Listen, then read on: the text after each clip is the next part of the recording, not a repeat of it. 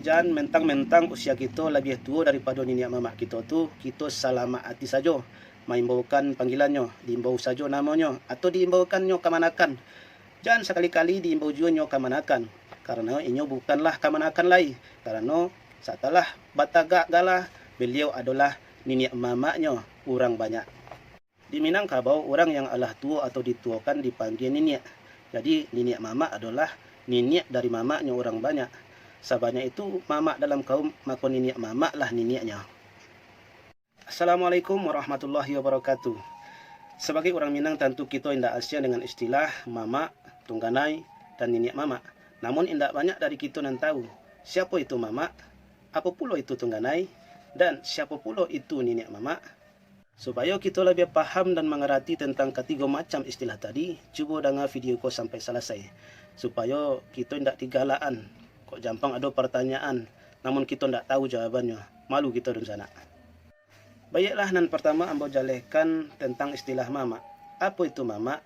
Secara umum, mamak adalah sebuah panggilan yang diimbaukan kepada dunsanak laki-laki ibu. Baik itu dunsanak laki-laki seayah ataupun berlainan ayah, namun masih satu ibu. Berarti antara mama dengan ibu masih dalam satu suku yang sama, karena lahir dari ibu yang sama. Dan di Minangkabau menganut sistem matrilineal, di mana konsep persukuan diturunkan melalui pihak perempuan. Kalau ibunya bersuku Dalimo, maka otomatis anak-anaknya bersuku Dalimo. Kalau ibunya bersuku Sikumbang, secara otomatis anak-anaknya bersuku Sikumbang juga, dan begitu seterusnya, diturunkan dari konsep perempuan secara matrilineal. Jadi setiap dunsanak laki-laki ibu akan otomatis dipanggil mama oleh anak ibu tersebut, meskipun usianya lebih ketek daripada anak ibu itu.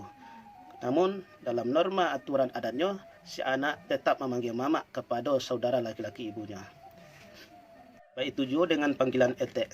Etek adalah dunsanak padusi dari ibu kita. Meskipun usianya ketek, beliau tetap dipanggil etek oleh anak-anak kita. Namun ada juga laki-laki nan dipanggil mama karena hubungan pertalian khusus dengan ibu kita, meskipun indak sasuku. Contohnya, kakek kita punya 2 orang istri beda suku, maka cucu dari istri pertama akan memanggil mama kepada anak dari istri kedua. Itu juga sebaliknya. Namun rupanya kita banyak nan salah memahami, menyamakan panggilan mama dengan panggilan paman atau om, atau panggilan etek disamakan dengan panggilan tante. Padahal dalam konsep matrilineal itu tampak perbedaannya. Kalau panggilan mama disematkan kepada saudara laki-laki ibu, sedangkan panggilan paman atau om disematkan kepada panggilan untuk saudara laki-laki ayah. Dan begitu juga dengan panggilan tante. Pada zaman kini banyak yang disalah gunakan. Karena ingin terlihat keren, kita panggil pula mama kita dengan panggilan om. Nan mama ialah lah merasa bangga lah dipanggil om. Mulai kini di sana lestarikanlah balik adat istiadat kita ko.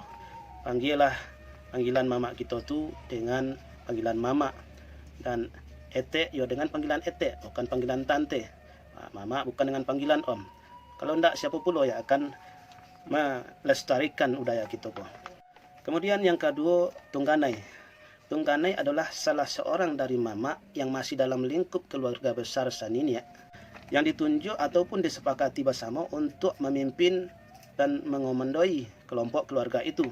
Dan bisa jadi keluarga itu telah terdiri dari banyak kelompok keluarga. Jadi satu orang mama dan memimpin beberapa kelompok keluarga, itulah yang disebut dengan tungganai. Dengan kata lain, ada sebuah istilah tentang tungganai. Katanya berasal dari kata tungganan mengononoi, tungganai. Artinya seorang tunggal yang mengomandoi atau mengepalai. Segala sesuatunya dalam kelompok keluarga tersebut bermuara kepada tungganai. Umpamanya, kalau ada dunsanak yang akan beralek, maka tungganai wajib diberitahu. Siapa yang magi tahu kepada tungganai ialah mamak kandung dari kemanakan yang akan diperalekan. Kalaupun tidak ada mamak kandung, maka tugasnya diambil alih oleh mamak saparwi. Siapa pula itu mamak saparwi? Adalah saudara atau dunsanak laki-laki ibu nan masih saniniak tadi, atau dalam istilah zaman kini saudara laki-laki sepupu. Jadi kalau ada hajatan seperti baralek, turun mandi, kematian dan sebagainya yang akan diselenggarakan oleh kemanakan atau dun sanak padusi yang lapar keluarga, maka prosedurnya serupa itu tadi. Dun sanak padusi mage tahu ka dun sanak laki-lakinya, dalam hal itu adalah mama, kemudian mama menyampaikan kepada tungganainya untuk minta ditaruhkan kepada niniak mama dalam kaum suku tersebut. Yang ketiga ada istilahnya niniak mama. Niniak mama adalah dun sanak laki-laki pilihan dalam kaum sebuah suku yang disepakati untuk dituakan, yang nantinya akan mengemban tugas adat, tugas agama atau syarak, dan tugas kemasyarakatan lainnya.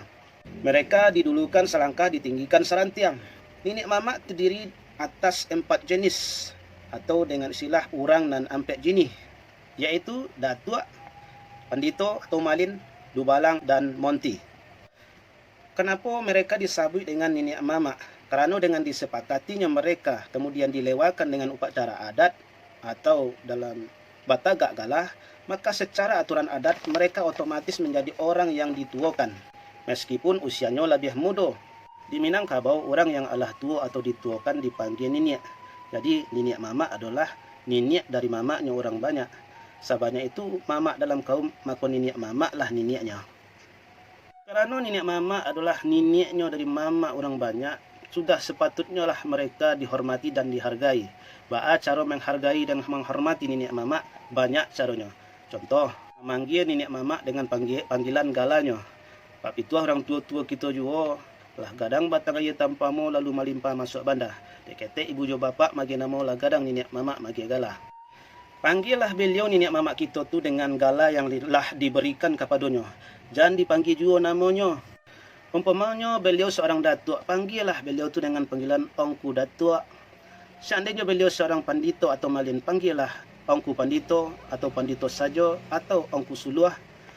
Seandainya beliau tu seorang dubalang, panggillah panggilan gelar dubalangnya. Baik tuju dengan gelar monti, panggillah beliau niniak mama kita tu dengan panggilan ongku monti. Kalau ini monti dalimo, panggillah ongku monti dalimo. Jangan sekali-kali juga dipanggil dengan panggilan nama keteknya atau gala sebelum inyo dibatagakkan atau batagak gala.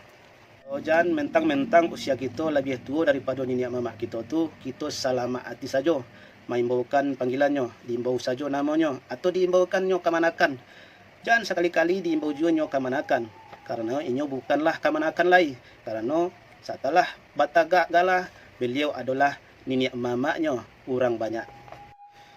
Dalam prosedur adat niniak mama juga harus wajib dia tahu tentang hajatan apa yang akan dilaksanakan oleh kemanakan. Umpamanya baralek, kematian, turun mandi dan lain-lain tadi, siapa yang bertugas menyampaikan kepada niniak mama ialah tungganai yang kita sebutkan di atas tadi. Prosedurnya seperti itu tadi juga. Itu rencana dari kemanakan disampaikan kepada mama, mama menyampaikan kepada tungganai, tungganai menyampaikan kepada niniak mama untuk dieksekusi. Itu sebenarnya prosedur yang harus kita ikuti di alam Minangkabau. Itulah tadi dun sana beberapa penjelasan tentang istilah mama, tungganai, dan niniak mama. Mudah-mudahan ada yang bisa menambahkan. Silakan tulis di kolom komentar. Terima kasih. Assalamualaikum warahmatullahi wabarakatuh.